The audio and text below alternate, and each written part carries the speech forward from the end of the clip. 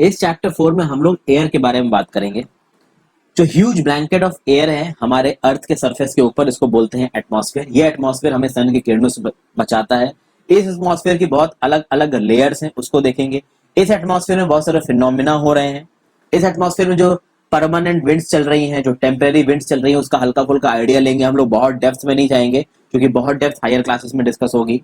फिर उसकी वजह से जो अलग अलग तरीके की रेनफॉल होती है उसके बेसिक्स को यहाँ पे समझने की कोशिश करेंगे। तो इस चैप्टर को शुरू करते हैं। एयर को फ्रेंड्स क्लास 7 ज्योग्राफी की किताब चल रही है। यहाँ पे शुरू करने से पहले फ्रेंड्स आपसे बोल दूं कि आप इस वीडियो को फटाक से एक लाइक का बटन दबा दीजिए। जितना आप लाइक का बटन दबा देंगे उसमें आपको कुछ जाएगा नहीं और इन वीडियोस को थोड़ा यूट्यूब प्रमोट कर देगा। उसके बाद अगर आप इन किताबों को डाउनलोड करना चाहें तो उसका एनसीईआरटी का लिंक नीचे डिस्क्रिप्शन बॉक्स में दे रखा है, इसको डाउनलोड करके पढ़िए। सरकार ने काफी पैसा खत्म करके किताबें बनवाई हैं, बहुत अच्छी हैं। अब देखिए, सबसे पहले यहाँ पे एक छोटा सा फैक्ट लिख रखा है। इस फैक्ट को देखते हैं, लेफ्ट साइड पे देखिए, दिख रहा है आपको। देखिए, carbon dioxide release in the atmosphere creates a green house effect bye trapping the heat radiated from the earth. अगर आपने मेरे पहले के एनसीईआरटी की वीडियोस को ध्यान से देखा है तो ये आपको पता होगा। देखिए, कार्बन डाइऑक्साइड एक ग्रीन हाउस गैस है। ग्रीन हाउस गैस क्यों है? क्योंकि इन ग्रीन हाउस गैसेस का काम ये होता है कि सन से जो हीट आ रही है उस हीट को ये डायरेक्टली तो एब्जॉर्ब नहीं कर पाती हैं, लेकिन सन की हीट पहले अर्थ की सरफेस को हिट करेगी, अर्थ की सरफेस से हीट रिफ्लेक्ट होगी और उस रिफ्लेक्टेड हीट को ये ग्रीन हाउस गैसेस एब्जॉर्ब करके इधर उधर रेडिएट करती हैं, जिसकी वजह से जो हमारा एटमॉस्फेयर है वो गर्म हो जाता है। बहुत सारी ग्रीन हाउस गैसेस होती हैं, इनमें से एक ग्रीन हाउस गैस है आपकी कार्बन डाइऑक्साइड। ठीक है, तो इसीलिए इन ग्रीन हाउस गैसेस को ग्रीन हाउस गैस कहते हैं। Carbon dioxide green house gas है क्योंकि ये ग्रीन हाउस इफेक्ट करती है, यानी कि सन की एनर्जी को ट्रैप करके ये हमारे एटमॉस्फेयर को गर्म करती है। अब ये ग्रीन हाउस गैसेस हैं, इसीलिए हमारे अर्थ पे आज की डेट में लाइफ है। ना हमारा अर्थ बहुत ज्यादा ठंडा है और ना हमारा अर्थ बहुत ज्यादा गर्म है। क्यों नहीं गर्म है? देखिए, अगर ये ग्रीन हाउस गैसेस ना होती तो क्या होता? दिन के समय पे जो सूरज की किरणें हैं वो इतनी ज्यादा गर्म हो जाती कि सरफेस पे जो भी होता वो जल जाता, अगर ये ग्रीन हाउस गैसेस ना होती। और रात के समय पे पृथ्वी एक फ्रोजन, कह सकते हो कि आप फ्रोजन प्लेनेट होती, यहाँ सिर्फ ठंडी ठंडी होती, बहुत माइनस में चले जाते टेम्परेचर। ये ग्रीन हाउस गैसेस हैं जिन्होंने एक, कह सकते हो कि आप एक बड़ा सुंदर बैलेंस बना रखा है। उस बैलेंस में ये जो लाइफ है वो सरवाइव कर पा रही है। ओके, अब ये जो ग्रीन हाउस गैसेस का बैलेंस था ये मिलियंस ऑफ ईयर से बना हुआ था। इस बैलेंस को तोड़ा किसने? तो भाई ह्यूमंस हर चीज के लिए रिस्पॉन्सिबल है। ह्यूमंस ने इस बैलेंस को तोड़ा है। कैसे तोड़ा है? भैया, हमारा एटमॉस्फेयर अब ग्रीन हाउस गैसेस से एक्सेसिवली भर रहा है। आप जो फैक्ट्री चलाते हैं जिसमें आपके काम की चीजें बनती हैं वो बहुत सारा फ्यूम्स छोड़ती हैं, बहुत सारी धुआं छोड़ती हैं, पॉल्यूशन करती हैं। जो कार चलाते हैं आप, जो बाइक चलाते हैं, ट्रांसपोर्ट में जो जो व्हीकल्स का प्रयोग होता है उससे बहुत सारा धुआं निकलता है। तो इन धुओं से आपका नाइट्रोजन ऑक्साइड्स निकलते हैं, सल्फर ऑक्साइड्स निकलते हैं। These nitrogen oxides and sulphur oxides ये बहुत सारी चीजों में रोल प्ले करते हैं। इनकी वजह से एसिड रेन भी होती है। कुछ हद तक ये ग्रीन हाउस इफेक्ट में भी काम वो करते हैं, मतलब अपना योगदान देते हैं। Carbon dioxide is also a potent green house gas. Ozone is a potent green house gas. फिर आपको मैंने SF6, CFC, HFC इनके बारे में पहले बात की है। अगर आपने मेरे पहले की वीडियोस नहीं देखी तो देखते रहिए, धीरे धीरे आपको सब पता चल जाएगा। तो इस वजह से इन गैसेस के एटमॉस्फेयर में ज्यादा बढ़ने की वजह से और हमारी एक्सेसिव कंजम्पशन की जो आदत है उसके चक्कर में जो ज्यादा फैक्ट्रीज ऑपरेट कर रही है उसके चक्कर में ज्यादा धुआं जो एटमॉस्फेयर में जा रहा है उसकी वजह से ग्लोबल वार्मिंग तेजी से बढ़ रही है। ग्लोबल वार्मिंग का फिनोमिना एकदम तेजी से शुरू कब हुआ? जब पहली बार इंडस्ट्रियल रेवोल्यूशन शुरू हुआ इंग्लैंड में। आपके लिए सवाल है, इंडस्ट्रियल रेवोल्यूशन कौन से साल में, या कह सकते हैं कि लगभग किस टाइम पीरियड में शुरू हुआ इंग्लैंड में? कौन सा साल को तो नहीं बोलना चाहिए, एग्जैक्ट साल नहीं डिफाइन किया जा सकता है। लगभग किस टाइम पे इंडस्ट्रियल रेवोल्यूशन इंग्लैंड में शुरू किया, ये आप मुझे कमेंट सेक्शन से बताइए। अब देखिए, जब ये ग्लोबल वार्मिंग होगी, हमारे एटमॉस्फेयर का टेम्परेचर बढ़ेगा, तो उस टेम्परेचर के चलते जो हमारे ग्लेशियर्स में बर्फ जमी है वो बर्फ पिघल जाएगी। अगर वो बर्फ पिघल गई तो जो सी लेवल है, समुंदर है, उसमें पानी ज्यादा पहुंच जाएगा, क्योंकि मैंने आपको बताया कि एक साइजेबल अमाउंट ऑफ पानी इन ग्लेशियर्स और स्नो में है। और जब कोस्टल एरियाज भरेंगे, जब ये ओशन में पानी ज्यादा जाएगा तो वो प्लेसेस जो कि बिल्कुल ही पानी से घिरे हुए हैं वो थोड़ा पानी के नीचे जाने लगेंगे। For example Maldives. अब मालदीव्स एक आइलैंड है, आप कह सकते हो कि इट इज एन आर्किपिलाजो। आर्किपिलाजो मतलब ग्रुप ऑफ आइलैंड्स, एक ऐसी कंट्री जो ग्रुप ऑफ आइलैंड्स है। तो वहां पे बहुत सारे आइलैंड डूब जाएंगे इस पानी के लेवल के बढ़ने की वजह से। फिर उस चक्कर में होता क्या है फ्रेंड्स कि जब ये ग्लोबल वार्मिंग होती है, टेम्परेचर बढ़ जाता है, तो एग्रीकल्चर पैटर्न भी बदल जाते हैं। कुछ ऐसी क्रॉप्स होती है जो ज्यादा टेम्परेचर बर्दाश्त नहीं कर सकती, तो मर जाएंगी। तो इस तरीके की चीजें आपको देखने को मिलेंगी। अब हम कंपोजिशन ऑफ द एटमॉस्फेयर को देखते हैं। आपको पता है कि जो हवा हम लेते हैं उस हवा में ऑक्सीजन होती है जो हमें सांस लेने में काम आती है। वैसे तो ब्रीदिंग में पूरी की पूरी एयर लेते हैं, तो जब वो पूरी की पूरी हम एयर लेते हैं तो ना केवल ऑक्सीजन हमारे फेफड़ों में पहुंचती है, नाइट्रोजन भी हमारे फेफड़ों में पहुंचती है। अगर आप देखोगे कि एयर का कंपोजिशन क्या है, एयर में कॉन्स्टिट्यूएंट्स क्या क्या है, तो आपको यहाँ पे इस फिगर में दिख रहे हैं। देखिए नाइट्रोजन 78% है, ऑक्सीजन 21% है, कार्बन डाइऑक्साइड लगभग 0.03% है, आर्गन 0.93% है और बाकी गैसेस 0.04%। ठीक है, तो कौन कौन सी गैसेस देखिए, carbon dioxide, helium, ozone, argon, hydrogen, ये सब आपकी लेसर क्वांटिटीज में दिखती हैं। बल्क कौन सी है, नाइट्रोजन और ऑक्सीजन। इसके अलावा बहुत सारे टाइनी डस्ट पार्टिकल्स भी हैं जो हवा में हर जगह मौजूद हैं। ये टाइनी डस्ट पार्टिकल्स कुछ जगहों पे बहुत ज्यादा होते हैं, कुछ जगहों पे कम होते हैं। टाइनी डस्ट पार्टिकल्स को देखने के लिए हवा में नॉर्मली वो हमको नजर नहीं आते हैं।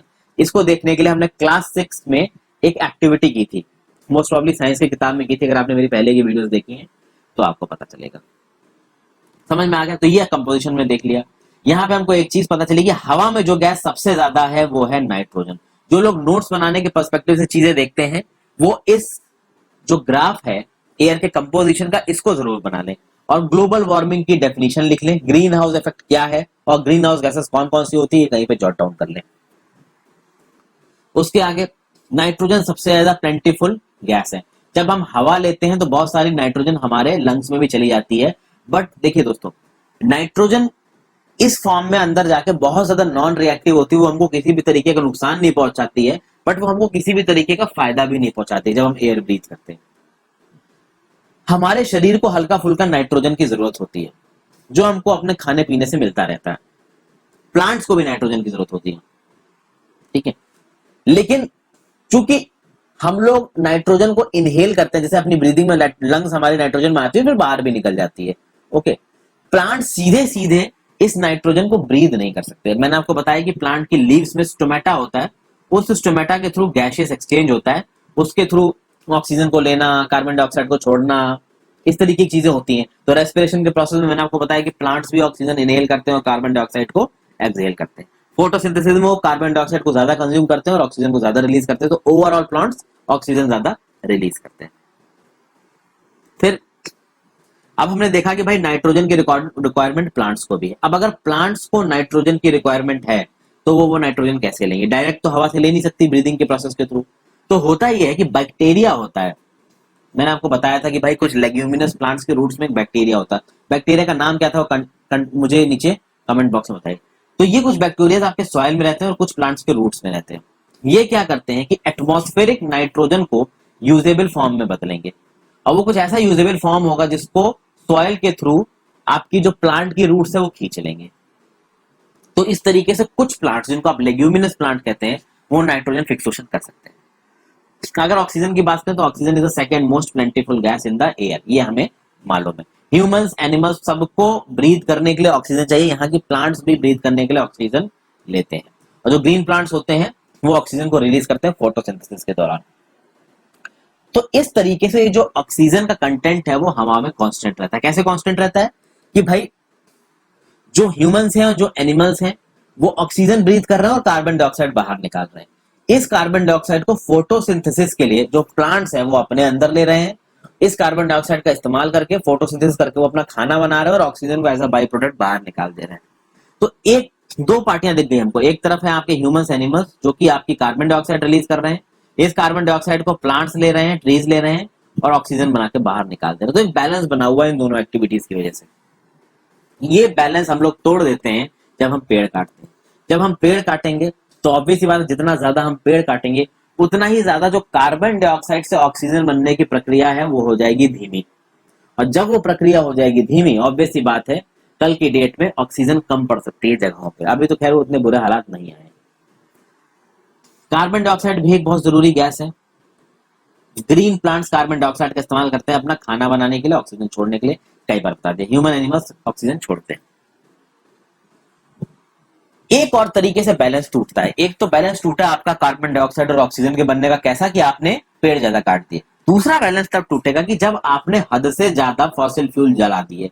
इंडस्ट्रियल रेवोल्यूशन में यही हुई, हद से ज्यादा इंडस्ट्रियल रेवोल्यूशन में फॉसिल फ्यूल जलाया गया, कोयला जलाया गया, ऑयल जलाया गया, जिससे billions of tons of carbon dioxide atmosphere में एमिट किया गया।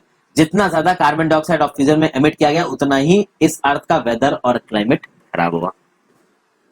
ठीक है, तो दो रीजंस आप यहाँ पे अपनी कॉपी में नोट डाउन कर सकते हैं। The balance of carbon dioxide and oxygen in the atmosphere is being disturbed because excessive tree cutting, आप ज्यादा पेड़ काट रहे हैं उसकी वजह से, और दूसरा excessive burning of fossil fuels, जितना ज्यादा आप तेल कोयला जलाओगे उसकी वजह से उतना ही ज्यादा कार्बन डाइऑक्साइड हवा में एमिट होगा। यहाँ पे एक छोटा सा फन फैक्ट है फ्रेंड्स, जब हवा को गर्म किया जाता है तो हवा एक्सपेंड करती है जिसकी वजह से वो हल्की होती है और ऊपर जाती है। वहीं पे जो कोल्ड एयर होती है जब वो ठंडी हो जाती है तो ठंडी होने की वजह से वो भारी हो जाती है, भारी हो जाती है तो नीचे आती है, सिंक डाउन करती है। तो व्हेन हॉट एयर राइजेस, जब हवा ऊपर उठेगी तो नीचे प्रेशर कम होगा, उस प्रेशर को पूरा करने के लिए, भरने के लिए कोल्ड एरियाज आसपास की जगहों से उस प्रेशर को बढ़ने के लिए हवाएं अंदर बह के आएंगी और इस तरीके से एयर सर्कुलेशन होता है। इस प्रोसेस के थ्रू जो हवा बहती है उसको आप विंड भी कहते हो, मूविंग एयर को आप विंड भी कहते हो। एक ना एक फॉर्म में, किसी दूसरे फॉर्म में हम लोग वही चीजें पढ़ रहे हैं जो पिछले कई चैप्टर्स में पढ़ रहे हैं हम लोग। साइंस में भी मैं बात कर चुका हूँ, इवन क्लास 6 में मैं इन सारी चीजों की बात in one form of the other कर चुका हूँ। अब देखिए यहाँ पे कुछ ऐसी न्यूज रिपोर्ट्स हैं जिससे आपको पता चल रहा है कि भाई ग्लोबल वार्मिंग बहुत ज्यादा हमारे लिए प्रॉब्लम क्रिएट करने वाली है। अब हम बात करते हैं स्ट्रक्चर ऑफ द एटमॉस्फेयर। देखिए हमारा एटमॉस्फेयर 5 अलग अलग लेयर्स में डिवाइडेड है, troposphere, stratosphere, mesosphere, thermosphere, exosphere. एक एक करके हम इन सारी लेयर्स को समझेंगे। सबसे नीचे जो लेयर है, पहले इसका डायग्रामेटिक रिप्रेजेंटेशन देख लेते हैं। सबसे नीचे जो आपको लेयर दिख रही है वो दिख रही है ट्रोपोस्फियर। यहाँ पे दिखा रहा है लगभग 10 किलोमीटर तक की हाइट पे एवरेज, मतलब सी लेवल से लेके 10 किलोमीटर तक की हाइट पे आपको ट्रोपोस्फियर मिलेगा। इक्वेटर पे ट्रोपोस्फियर की हाइट ज्यादा होती है, पोल्स पे ट्रोपोस्फियर की हाइट थोड़ी कम होती है। फिर इसके ऊपर चले जाएंगे तो अच्छा एक बात और, ट्रोपोस्फियर और स्ट्रेटोस्फियर की जहां पे बाउंड्री होती है उसको आप बोलते हो ट्रोपोपास। ट्रोपोपास हर जगह एक ही हाइट पे नहीं होगा, अलग अलग जगहों पे वो अलग अलग हाइट पे होगा। फिर ट्रोपोस्फियर के ऊपर शुरू होगा आपका स्ट्रेटोस्फियर। स्ट्रेटोस्फियर यहाँ पे देख रहे हैं कि लगभग above the sea surface 45 kilometre तक की हाइट पे जा रहा है। ठीक है, एक एवरेज बात हो रही है यहाँ पे। उसके ऊपर आया मेसोस्फियर। मेसोस्फियर लगभग 85 kilometre above the sea level जा रहा है। और थर्मोस्फियर ये आपका और ऊपर जा रहा है। तो इस तरीके से चीजें ऊपर जाती चली जा रही हैं। ओके, अब इसको एक एक करके चीजों को तोड़ते हैं।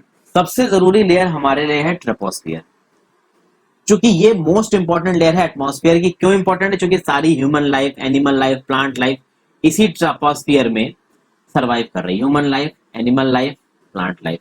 अब यहाँ पे वो एनिमल और प्लांट मत जोड़ लीजिएगा जो ओशंस में है, वो भाई ओशनिक इकोसिस्टम में सर्वाइव करते हैं। लेकिन आप देखोगे कि ओशनिक सिस्टम, अब वो तो हाइड्रोस्फीयर का हिस्सा हो गया, एटमॉस्फेयर का हिस्सा तो है नहीं ओशनिक इकोसिस्टम। पर ट्रोपोस्फेयर की बात करते हैं। ट्रोपोस्फेयर की एवरेज हाइट है 13 किलोमीटर। ये हाइट इक्वेटर पे और ट्रॉपिकल रीजन्स पे ज्यादा होती है, पोलर रीजन्स पे कम होती है। इक्वेटोरियल ट्रॉपिकल रीजन्स पे ज्यादा क्यों होती है? क्योंकि वहां पे हीटिंग ज्यादा होती है, हवा ज्यादा ऊपर उठती है, तो एटमॉस्फेयर का प्रेजेंस ज्यादा हाइट तक होगा। सारी ब्रीदिंग यहाँ पे होती है। हर तरीके का वेदर फिनोमिना जैसे कि बारिश का होना, फॉग, हेल स्टॉर्म, वो सब आपका ट्रोपोस्फियर में होता है। ट्रोपोस्फियर जब खत्म होगा तो आएगा ट्रोपोपॉज। उस ट्रोपोपॉज के ऊपर आपका शुरू होगा क्या? स्ट्रेटोस्फियर। स्ट्रेटोस्फियर का इस फिगर में आप देख पा रहे हैं एरोप्लेन। जब आप बात करोगे एरोप्लेन कौन से लेयर में उड़ता है, ये बहुत ही कॉमन और सवाल है, नॉर्मल सवाल है, इन सब सवालों के लिए तैयार रहिएगा। तो देखिए एरोप्लेन उड़ते हैं फ्रेंड्स आपके कहाँ पे? स्ट्रेटोस्फियर में। क्यों? क्योंकि स्ट्रेटोस्फियर में वर्टिकल मूवमेंट ऑफ एयर नहीं होता। अब आप पूछोगे भाई ये वर्टिकल मूवमेंट ऑफ एयर क्या होता है? तो वर्टिकल मूवमेंट ऑफ एयर होता है जैसे कि अगर आप हमारे ट्रोपोस्फियर वेदर फिनोमेना की बात कर लो तो आपको पता है फ्रेंड्स अनइवन हीटिंग होती है, कहीं पे ज्यादा हीट आ रही, कहीं पे कम हीट आ रही। उस अनइवन हीटिंग के चलते जहां पे हवा गर्म है वो ऊपर जाएगी, जहां पे हवा ठंडी है वो नीचे जाएगी। तो ऊपर नीचे जाने की वजह से वर्टिकल मूवमेंट ऑफ एयर होता है। और अगर आप एरोप्लेन को एक ट्रोपोस्फियर की जगह पे उड़ाओगे तो वहां पे वर्टिकल मूवमेंट ऑफ एयर के चलते और दूसरे वेदर फिनोमेना के चलते वो प्लेन बहुत ज्यादा, आप कह सकते हैं कि उस पर टर्बुलेंस होगा और एक्सीडेंट होने के चांस भी बढ़ सकते हैं। इसलिए इस प्लेन को स्ट्रेटोस्फीयर में उड़ाया जाता है। क्योंकि स्ट्रेटोस्फीयर की खास बात यह होती है यहाँ पे वेदर फिनोमिना बहुत कम होते हैं। This layer is almost free from clouds and associated weather phenomena, making conditions most ideal for flying airplanes. ठीक है, ये एक्सटेंड करता है लगभग 50 किलोमीटर की हाइट पे, इसकी मैंने आपको बात बताई दी है। एक और खास बात होती है स्ट्रेटोस्फीयर की, इसमें होती है भाई ओजोन लेयर। ठीक है, उस ओजोन लेयर से हम अपने आप को हार्मफुल अल्ट्रावायलेट रेडिएशन से बचाते हैं, यूवी रेडिएशन से बताते हैं, जो सर से हमारे सरफेस की तरफ आती है। ओके, स्ट्रेटोस्फीयर एक ऐसी लेयर है फ्रेंड्स, आप जब ऊपर जाते जाओगे, ट्रोपोस्फीयर में ऊपर जाओगे टेम्परेचर गिरेगा, ठंडी बढ़ती जाएगी, और ऊपर जाते जाओगे स्ट्रेटोस्फीयर में ठंडी बढ़ती जाएगी। एक जगह ऐसी होगी जहां पे आपकी टेम्परेचर बढ़ेगा। क्यों टेम्परेचर बढ़ेगा? क्योंकि वहां पे ओजोन लेयर है, उस ओजोन लेयर में सन की लेयरें पड़ रही है, जिसकी वजह से कुछ केमिकल रिएक्शंस हो रहे हैं जहां पे हीट बढ़ रही है। तो स्ट्रेटोस्फीयर एक ऐसी लेयर है जहां पे थोड़ी बहुत आपको टेम्परेचर बढ़ता मिल सकता है बिकॉज ऑफ ओजोन लेयर। फिर भाई स्ट्रेटोस्फीयर जहां पे खत्म होगा, जहां पे मेसोस्फीयर शुरू होगा, उसको आप बोलोगे स्ट्रेटोपॉज। मेसोस्फीयर क्या है भाई? तीसरी लेयर एटमॉस्फेयर की, स्ट्रेटोस्फीयर के ऊपर है, 80 किलोमीटर की हाइट पे है, और इस लेयर में जब आपके मीटियोराइट्स घुसते हैं तो वो बर्न करना शुरू कर देते हैं। ओके, मीटियोर्स, मीटियोराइट्स और मीटियोराइट्स के बीच का फर्क मैं पहले बता चुका हूं, हर बार नहीं बताऊंगा। आगे बढ़ते हैं, थर्मोस्फीयर की बात कर लेते हैं। थर्मोस्फीयर की खास बात होती है फ्रेंड्स कि यहाँ पे जो टेम्परेचर होता है ना, वो बहुत तेजी से बढ़ता है हाइट बढ़ने के साथ। अब आप देख रहे हो कि हम हाइट पे जा रहे हैं, तो जब हाइट से जैसे जैसे ऊपर जा रहे हैं, तो जैसे जैसे ऊपर जा रहे हैं वैसे वैसे एटमॉस्फेयर थिन होता जा रहा है। एटमॉस्फेयर के थिन चलते जो ग्रीन हाउस इफेक्ट था, जो इधर उधर हीट का फेंकना था, वो भी कम होता जा रहा है। उसके चलते टेम्परेचर कम होना चाहिए, लेकिन थर्मोस्फीयर में टेम्परेचर बढ़ता है, होता है। क्यों? क्योंकि थर्मोस्फीयर में नाइट्रोजन और ऑक्सीजन होती है, और ये नाइट्रोजन और ऑक्सीजन सन की इनकमिंग रेडिएशन को इधर उधर रेडिएट करती है, जिसकी वजह से टेम्परेचर थर्मोस्फीयर में बढ़ता है। लेकिन अगर कोई चीज आपकी आप बाहर की तरफ फेंकते हो, मतलब पृथ्वी से बाहर की तरफ फेंकते हो, और वो थर्मोस्फीयर, जैसे आपने सैटेलाइट लॉन्च किया है, कोई और चीज लॉन्च की, जब वो थर्मोस्फीयर से निकलेगी, तो अगर वहां पे टेम्परेचर बढ़ रहा है तो ऑब्वियस बात है वो जलनी चाहिए, बर्निंग के चांस होते हैं। तो देखिए, बर्निंग के उतने चांस नहीं होते, मैं बताता हूँ क्यों। क्योंकि जो थर्मोस्फीयर है, वहां पे जो हवा है वो अभी भी बहुत पतली है, एटमॉस्फेयर है वो अभी भी बहुत पतला है। तो उस पतले एटमॉस्फेयर के चलते जो हीटिंग इफेक्ट है वो बहुत कम होगा, जो एक्चुअल में गर्मी होगी वो बहुत कम होगा। देखिए, मैंने हीटिंग बताई थी आपको, 3 तरीके से होती है: रेडिएशन, कंडक्शन, कन्वेक्शन। मैंने आपको बताया था कि कंडक्शन और कन्वेक्शन में मीडियम्स की जरूरत है, और रेडिएशन वैक्यूम में भी हो सकता है। लेकिन इस रेडिएशन के चलते इतनी गर्मी नहीं पहुंच पाती है थर्मोस्फीयर में कि कोई सैटेलाइट या फिर कोई चीज आप अर्थ की सरफेस से लॉन्च कर रहे हो और वहां जलने लगे। और कंडक्शन कन्वेक्शन थर्मोस्फीयर में ना के बराबर है, जिसके चलते में भले ही इस एटमॉस्फेयर में, इस लेयर में, इस एटमॉस्फेयर की इस लेयर में यहाँ पे टेम्परेचर बढ़ रहा हो, लेकिन कोई भी चीज उतनी तेजी से जलेगी नहीं। इस थर्मोस्फीयर का एक पार्ट है जिसको आप बोलते हो आइनोस्फीयर, और ये आइनोस्फीयर आपका रेडियो ट्रांसमिशन में मदद करता है। This ionosphere is somewhere in between 80 and 40 400 kilometre from the earth surface. तो रेडियो वेव्स जो ट्रांसमिट होती है ना अर्थ से दूसरी जगह जाने के लिए, तो ऊपर फेंका जाता है, ऊपर की तरफ उनको फेंका जाता है, क्योंकि पता है कि जैसे ही रेडियो वेव्स आइनोस्फीयर में पहुंचेंगी, ऑब्वियसली बात है, आइनोस्फीयर एंड रेडियस को, वेव्स को वापस रिफ्लेक्ट करेगा, और ये वापस अर्थ की सरफेस की तरफ आएंगी। और इस थर्मोस्फीयर के जब आप ऊपर जाओगे तब आएगा आपका एग्जोस्फीयर। एग्जोस्फीयर अपर मोस्ट लेयर है एटमॉस्फेयर की। यहाँ पे हवा बहुत ज्यादा पतली है, हीलियम और हाइड्रोजन जैसी गैसेस यहाँ पे फ्लोट करती हैं, and this is basically a gateway to the space, ये एग्जोस्फीयर। तो आई होप आपको यहाँ पे ये चीजें मैं बहुत अच्छी तरीके से समझा पाया हूँ। आगे बढ़ते हैं।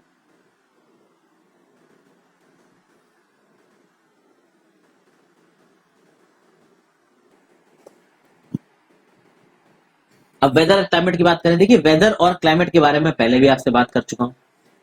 जैसे फॉर एग्जाम्पल किसी ने पूछा, is it going to rain today? क्या आज धूप निकलेगी, ब्राइट होगा, सनी होगा? कभी कभी वनडे मैच होता है तो सारे फैंस पूछते हैं, भैया आज क्या मौसम होने वाला है, कहीं पानी तो नहीं बरस जाएगा? तो यहाँ पे एक लाइन लिखी हुई, if we imagine our body to be a radio and the mind its speaker, weather is something that fiddles with it control knobs. कहने का मतलब ये है कि अगर आप अपने बॉडी को एक रेडियो मान लो और अपने माइंड को स्पीकर मान लो, तो वेदर नॉब है। उस नॉब से आप वॉल्यूम को बढ़ा सकते हो, चैनल बदल सकते हो, अलग अलग चीजों को सुन सकते हो। ना कहने का मतलब है जैसे जैसे एटमॉस्फेयर में आपका वेदर सुहावना होगा, वैसे वैसे आपका दिमाग का भी माइंडसेट बदलता जाएगा। जैसे कि अगर आप किसी बहुत हॉट एंड ह्यूमिड जगह पे हो, जहां पे बहुत ज्यादा टेम्परेचर है, बहुत गर्मी पड़ रही है, बहुत ज्यादा ह्यूमिडिटी है, तो आप इरिटेट होने लगोगे, आपका दिमाग खराब होने लगेगा। अब वो अलग बात है कि भैया इसमें आप टर्म्स एंड कंडीशन लगा दो कि अगर आप अपने घर के अंदर एसी चला के बैठे हो, वो टर्म्स एंड कंडीशन यहाँ मत लगाइए। ऐसे वेदर में, अगर हॉट एंड ह्यूमिड वेदर में अगर आपको काम करना पड़ता है या घर के बाहर निकलना पड़ता है, आप इरिटेट होते हैं। वहीं पे अगर वेदर सुहावना हो गया, अच्छी हवा चल रही है, धूप चली गई, ऐसा लग रहा है कि पानी बरसने वाला है, तेज हवा चल रही है, ठंडी हवा चल रही है, तो आप एकदम से खुश हो जाओगे, आपको कहेगा कि चलो यार कार निकालते हैं, कहीं घूम के आते हैं। तो भाई वेदर के चेंज होने के साथ साथ आपका दिमाग का माइंडसेट भी चेंज होता है, आपका मूड भी चेंज होता है। तो वेदर भी बहुत तेजी से बदलता है, ड्रामेटिकली चेंज होता है वेदर। आपको मैंने बताया कि बहुत ही डायनेमिक इवेंट है, आवर बाय आवर बदल सकता है ये वेदर, डे बाय डे बदल सकता है। तो वेदर हम क्या होता है ये हम पहले बात कर चुके हैं। अगर आप एक जगह की एवरेज वेदर कंडीशंस को एक बड़े टाइम पीरियड में नापें, 25 से 35 साल के टाइम स्केल पे नापें, तो फिर वो बन जाएगा क्लाइमेट। तो weather is a day to day, hour to hour, week to week event, और क्लाइमेट एक बहुत लंबे टाइम स्केल के लिए बात हो रही है, कम से कम 25 सालों के लिए। ये मैं पहले के एनसीईआरटी में भी आपसे बात कर चुका हूँ। अच्छा, यहाँ पे एक फन फैक्ट है कि मान लीजिए कि सन कुछ अमाउंट ऑफ एनर्जी रिलीज करता है, तो अर्थ को इतनी एनर्जी मिलती है। अगर मान लीजिए सन इतने अमाउंट ऑफ एनर्जीज को रिलीज कर रहा है, यानी यूनिट 10, 100, 1000, 10,000, लाख 10 लाख, करोड़ 10 करोड़, ठीक है, तो 200 करोड़, आप समझ लीजिए कि अगर सन 200 करोड़ ऑफ यूनिट्स बाहर फेंक रहा है, रिलीज कर रहा है, तो केवल एक यूनिट हमारे अर्थ पे पहुंच रही है, और वो एक यूनिट हमारे अर्थ की पूरी लाइफ प्रोसेस को ड्राइव कर रही है। जितनी भी एनर्जी हमारे अर्थ पे है, उसका अल्टीमेट सोर्स सन है। और अगर 200 करोड़ यूनिट सन बाहर फेंक रहा है, तो उसमें से एक यूनिट हम हमारा अर्थ को पूरा मिल रहा है। और आपको पता है कि हम सारी यूनिट का इस्तेमाल नहीं करते। टेम्परेचर की बात करेंगे, उस पर जाने से पहले यहाँ पे कुछ मेजरिंग इंस्ट्रूमेंट्स देख लेते हैं। देखिए, थर्मामीटर टेम्परेचर को मेजर करता है। थर्मामीटर के भी हमने पहले टाइप्स देखे थे, क्लिनिकल थर्मामीटर होता है, लेबोरेटरी थर्मामीटर होता है, जो पहले के एनसीईआरटी में आपने पढ़े होंगे अगर आपने देखी है तो। फिर बैरोमीटर की बात कर ली जाए, तो बैरोमीटर आपका एटमॉस्फेरिक प्रेशर को मेजर करता है। विंड वेन, विंड के डायरेक्शन को दिखाता है। और रेन गॉज दिखाता है कि एटमॉस्फेयर में रेनफॉल कितनी हुई एक जगह पे। तो रेन गॉज के ऊपर एक छोटा सा फनल लगा होता है जहां पे पानी इकट्ठा होता रहता है, उस पानी के लेवल से आप बता सकते हो कि भैया कितनी बारिश हुई एक जगह पे। ओके, अब देखते हैं टेम्परेचर। जो टेम्परेचर आप फील करते हो हवा में, एक्चुअली वो एटमॉस्फेयर का टेम्परेचर होता है। तो आप कह सकते हो डिग्री ऑफ हॉटनेस और coldness of the air is known as temperature. और टेम्परेचर एटमॉस्फेयर का ना केवल दिन और रात में बदलता है, वो सीजन टू सीजन बदलता है। आपको पता है कि भैया विंटर सीजन में टेम्परेचर ज्यादा होगा, सॉरी विंटर सीजन में टेम्परेचर कम होगा, ठंडी होगी। समर सीजन में टेम्परेचर ज्यादा होगा, गर्मी होगी। जो बीच के सीजन होगा, जो मानसून सीजन होगा, उसमें मीडियम टेम्परेचर होगा, ना ज्यादा गर्म होगा ना ज्यादा ठंडा होगा। तो season by season temperature vary कर रहा है, डे और नाइट में भी टेम्परेचर वेरी। जैसे अगर रेगिस्तानों में चले जाइए, तो रेगिस्तानों में दिन में बहुत गर्मी होगी और रात में आपको ठंडी महसूस हो सकती है। ठीक है, आगे देखिए। एक और चीज जो फैक्टर, एक और ऐसा फैक्टर जो कि टेम्परेचर को अफेक्ट करता है, वो होता है इंसोलेशन। इंसोलेशन मतलब भैया कितनी इनकमिंग सोलर रेडिएशन अर्थ पे आ रही है। Insolation is the incoming solar energy intercepted by the earth, मतलब कितनी सोलर रेडिएशन अर्थ पे पड़ी। अब ऑब्वियस सी बात है, आपको पता है कि ज्यादा सोलर रेडिएशन ट्रॉपिकल एरियाज में और इक्वेटोरियल एरियाज में सन पे पड़ती है। अगर आप ट्रॉपिकल एरियाज के बाहर की तरफ चलते चले जाएंगे, टेम्परेट और पोलर रीजन की तरफ चले जाएंगे, तो सन की उतनी ही कम एनर्जी वहां पे जाएगी। तो ये इंसोलेशन ऑब्वियस सी बात है आपका इक्वेटर पे और ट्रॉपिक्स पे ज्यादा होगा। और उसके बाहर आप जाएंगे तो इंसोलेशन धीरे धीरे धीरे धीरे कम होता जाएगा। यानी कि जैसे ही जैसे आपका लैटिट्यूड बढ़ता जाएगा, वैसे वैसे आपका insolation, the amount of solar energy intercepted by the earth, वो कम होती जाएगी। इसलिए पोल्स पे भाई जो सोलर एनर्जी पहुंचती है वो बहुत कम होती है, और उसी तरीके से टेम्परेचर भी घटता जाएगा। इक्वेटोरियल रीजन में, ट्रॉपिकल रीजन में टेम्परेचर ज्यादा होता है, और वहीं पे अगर आप टेम्परेट रीजन में चले जाएंगे तो टेम्परेचर सुहावना हो जाएगा। और भैया आप बिल्कुल पोलर रीजन में चले जाएंगे तो टेम्परेचर माइनस में चला जाएगा। ओके, अब यहाँ पे एक फैक्ट दे रखा है कि if the earth temperature rises too high, it would become too warm for some crops to grow. अगर एक जगह का टेम्परेचर, अर्थ का टेम्परेचर बहुत ज्यादा बढ़ जाता है किसी एक जगह पे, तो बहुत सारी क्रॉप्स तो उगेंगी नहीं, क्योंकि बहुत सारी क्रॉप्स को उगने के लिए ऑप्टिमम अमाउंट ऑफ टेम्परेचर चाहिए। ठीक है, बहुत सारी क्रॉप्स तो टेम्परेचर में बहुत ज्यादा, आप कह सकते हो कि रेजिस्टेंट नहीं हो पाती। जैसे कॉटन की क्रॉप है, एक लिमिट से ज्यादा टेम्परेचर बढ़ गया तो ट्रॉपिकल एरियाज में आप कॉटन की क्रॉप नहीं उगा पाओगे। अब वो अलग बात है कि आपको टेम्परेचर रेजिस्टेंट वेराइटी निकाल दो कॉटन की, तो एक अलग चीज है।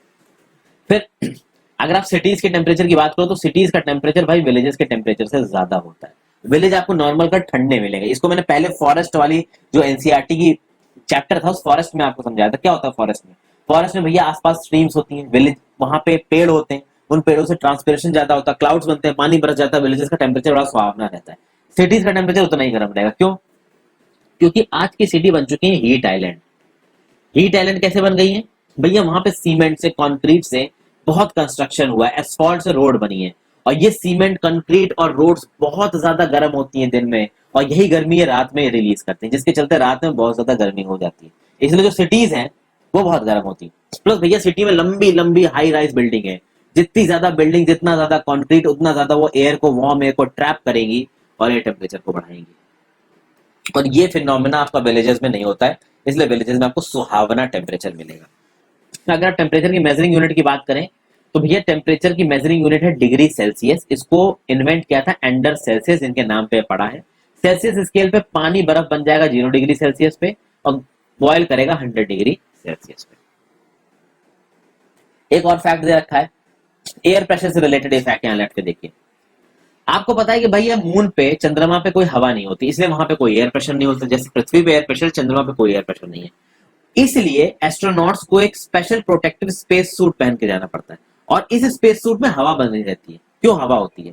ताकि वो एयर प्रेशर को, हमारे अंदर के एयर प्रेशर को संभाल सके। देखिए हमारी बॉडी को अर्थ में रहने की आदत हो चुकी है, तो अर्थ के प्रेशर को काउंटरैक्ट करने के लिए जो हमारा ब्लड है, हमारे ब्लड वेसल्स में, वो रेगुलरली बाहर की तरफ प्रेशर मार रहा है और हम स्टेबल हैं।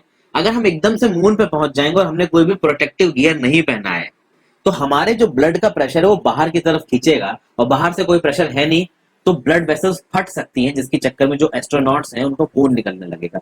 इसीलिए उनको प्रोटेक्टिव स्पेस सूट्स पहनने पड़ते हैं, ताकि काउंटर प्रेशर जो कि हमारी ब्लड वेसल्स मारती हैं बाहर की तरफ, उसको बैलेंस करने के लिए उस प्रोटेक्टिव सूट में एयर रहे, ताकि एस्ट्रोनॉट्स ब्लीड ना करें। तो यहाँ पे चीज समझ में आ गई, एयर प्रेशर।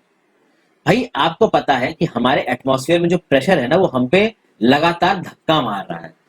ओके, इसको हम नॉर्मली फील नहीं करते, हम कब फील करते हैं भैया? हवा बहुत तेजी से चलती है और उस हवा के अगेंस्ट में आप चलो तो कभी कभी वो हवा आपको बहुत तेज महसूस होगी। पानी यानी जब बरसता है, एकदम से आंधी आ जाती है, तब तेज हवा आपको महसूस होती है। नॉर्मल केस में भी ये एयर प्रेशर हम पे धक्का मारता है, पर वो धक्का हमें पता चलता नहीं है, क्योंकि हमारे अंदर का जो ब्लड है वो हमारे शरीर पे अंदर से प्रेशर मार रहा है और बाहर के एयर प्रेशर को कॉन्ट्रैक्ट कर रहा है, जैसे कि मैंने अभी आपको बताया।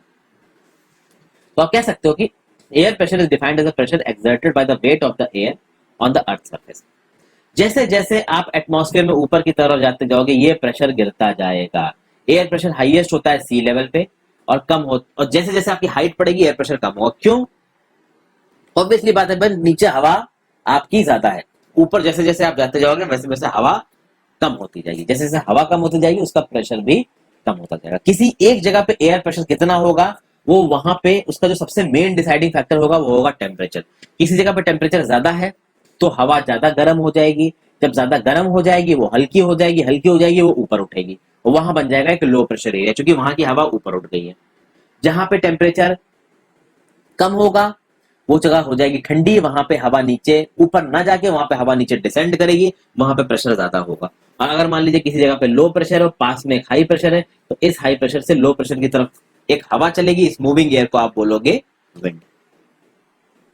तो आप समझ सकते हैं कि जहां पे टेम्परेचर कम होगा वहां पे हवा कोल्ड होगी, वो हैवी होगी और हैवी होकर नीचे आएगी और हाई प्रेशर एरिया बनाएगी। जहां टेम्परेचर ज्यादा होगा वहां लो प्रेशर एरिया बनेगा, और ये एयर मूव करेगी from high pressure areas to low pressure area. इतनी बार अब मैं इन कॉन्सेप्ट्स को बोल गया हूं, अब भी ना समझ में आया हो तो बड़ी मुश्किल वाली बात है। पहले के चैप्टर्स में भी बहुत समझाया मैंने। नॉर्मल करके देखा जाए फ्रेंड्स कि एक विंड का डायरेक्शन, एक विंड का नाम किस बेसिस पे पड़ता है? एक विंड का नाम इस बेसिस पे पड़ता है कि वो विंड कहां से आ रही, कौन से डायरेक्शन से आ रही। तो अगर कोई विंड वेस्ट से आ रही है उसका नाम आपने क्या रखा? वेस्टर्ली।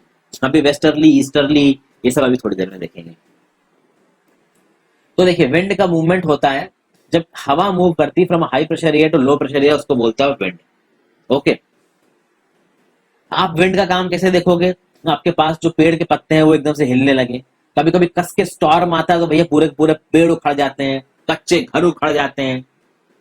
तो आप समझ सकते हैं कि इस सब चीजों में आपको विंड। फिर जब कभी भी अगर आप स्मोक करते हो, वैसे तो करिए मत, किसी और को स्मोक करते देखो या कहीं से धुआं उड़ते देखो, तो आप देखोगे वो स्मोक मूव कर रही है हवा में। तो इससे पता चलता है कि भाई मूविंग एयर है, जिसकी वजह से वो स्मोक मूव कर रही है। कभी चलती हुई हवा के अपोजिट डायरेक्शन में आप चलो तो आपको प्रॉब्लम होगी, ये मैंने अभी आपको थोड़ी देर पहले भी बताया। किसी दिन बहुत तेज पानी बरस रहा है या बहुत तेज हवा चल रही है, पूरा पूरा आपका छाता उल्टा हो जाएगा विंडी डे पे। तो इस तरीके के कुछ एग्जाम्पल से आपको पता चलता है कि भाई विंड में काफी फोर्स होता है। अब इन विंड के तीन तरीके के क्लासिफिकेशन होते हैं दोस्तों। एक होती है परमानेंट विंड्स, एक होती है सीजनल विंड्स, एक होती है लोकल विंड्स। ठीक है। परमानेंट विंड्स में भैया आपकी आती हैं the trade winds, westerlies, easterlies, ये होती हैं आपकी परमानेंट विंड्स। ये लगातार पूरे साल बहती हैं और एक पर्टिकुलर डायरेक्शन में बहती हैं। देखिए कैसा हो रहा है, बहुत छोटे साइड में बताऊंगा, इसका जो मेन कंसेप्ट आप हायर क्लास में समझोगे।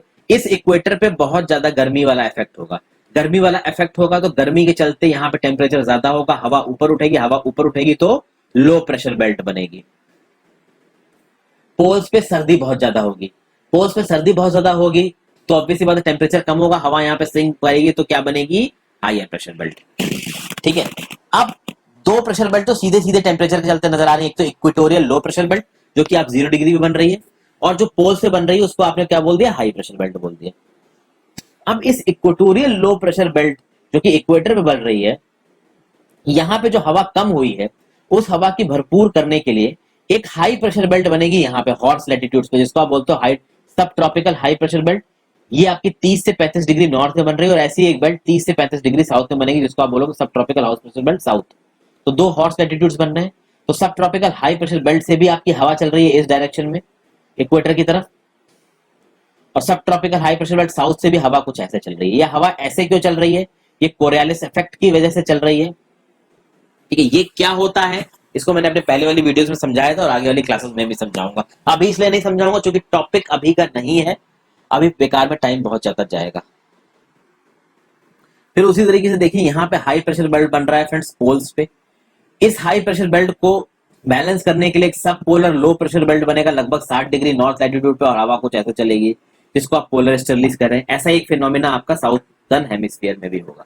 इन चीजों को ठीक तरीके से समझने के लिए एक और किसी हायर क्लास में समझेंगे। अगर आप अभी समझना चाहते हैं तो मेरे ज्योग्राफी की प्लेलिस्ट में जाइए, वहां पे मैंने इन पे वीडियोस बना रखी हैं, वहां पे आप जाके देख सकते हैं। तो ये होती है परमानेंट विंड्स, चूंकि परमानेंट विंड्स क्यों कहते हैं, पूरे साल ये ऐसे ही बहती है। एक होती है सीजनल विंड्स, हमारे मानसून के समय पे जो विंड्स आती हैं वो होती है सीजनल विंड। जैसे मान लीजिए ये हमारा इंडियन पेनिनसुला है, तो इस तरीके से विंड स्ट्राइक करती है साउथ वेस्ट मानसून के दौरान, और जब साउथ वेस्ट मानसून चला जाता है तो फिर विंड्स इस तरीके से बहती हैं।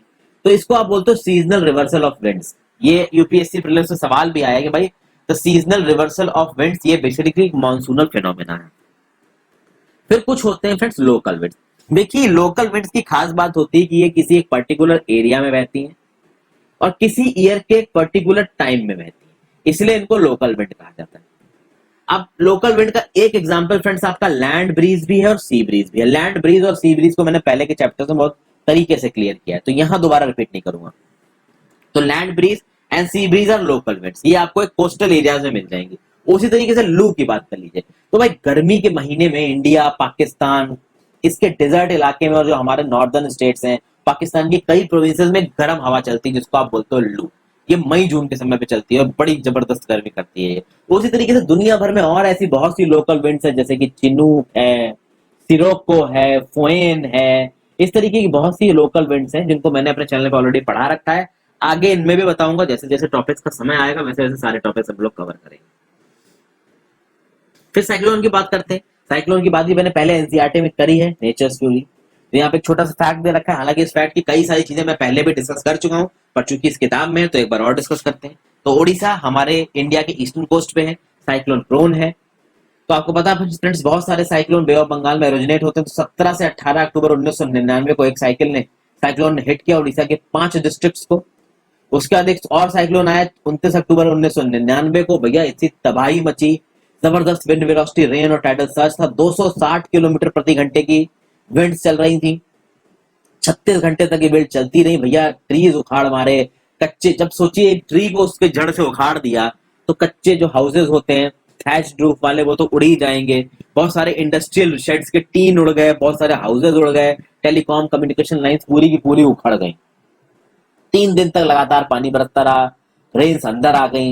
एकदम से जब साइक्लोनिक विंड्स आई उसके चलते टाइडल वेव्स उठी जो 20 किलोमीटर अंदर आ गई कोस्टल मतलब कोस्ट से 20 किलोमीटर तक अंदर आई थी, और एकदम से जो 7 से 10 मीटर ऊंची टाइडल वेव उठी ना, तो भैया क्रॉप को तो तबाह कर ही दिया, बहुत सारे लोगों की जानें भी चली गई इसमें। ठीक है, ये जो साइक्लोन था ये ओरिजिनेट हुआ था गल्फ ऑफ थाईलैंड में, पोर्ट ब्लेयर के नॉर्थ ईस्ट में 25 अक्टूबर 1999 को नॉर्थ ईस्टवर्ड डायरेक्शन में चला।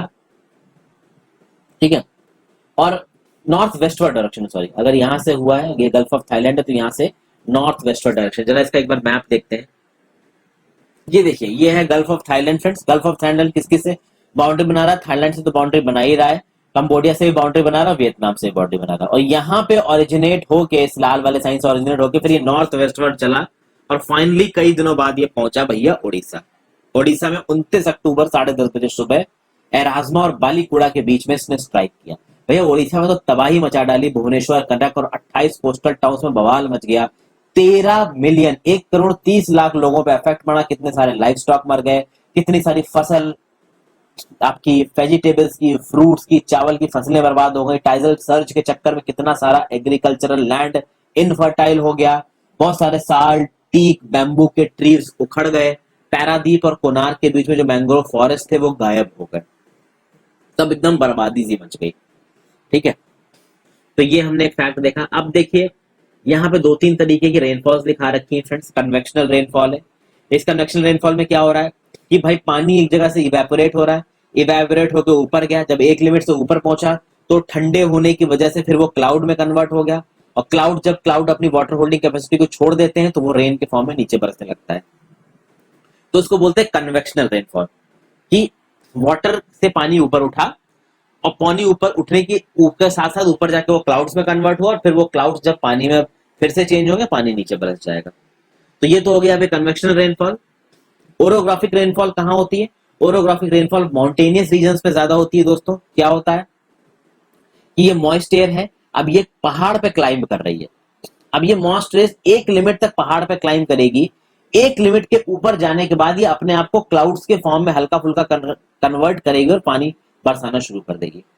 आप कह सकते हैं दोस्तों कि ये कुछ आपका उस तरीके से, जैसे कि आपके जो वेस्टर्न कोस्ट पे, जब वेस्टर्न घाट्स पे जो पानी ज्यादा बरसता है ना साउथ वेस्ट मानसून के दौरान, आपको पता है साउथ वेस्ट मानसून में हमारे देश के वेस्टर्न एज पे बहुत ज्यादा विंड्स स्ट्राइक करती हैं, और ये विंड्स जब वेस्टर्न एज पे स्ट्राइक करेगी, यहाँ बहुत सारे वेस्टर्न घाट्स हैं। अब ये जब विंड्स वेस्टर्न घाट पे राइज करेंगी ना एक बहुत हैवी अमाउंट में, तो स्लोली स्लोली क्लाउड का फॉर्मेशन होगा। एक समय पे क्लाउड्स इतने ज्यादा फॉर्म हो जाएंगे ना कि भाई वो फूट के पानी बरसना शुरू कर देंगे। तो इस तरीके से आपकी होती है ओरोग्राफिक रेनफॉल। और एक होती है आपकी साइक्लोनिक रेनफॉल। साइक्लोनिक रेनफॉल में पता है कि फ्रेंड्स एक लो प्रेशर एरिया बनता है, उसको आई बोलते हैं।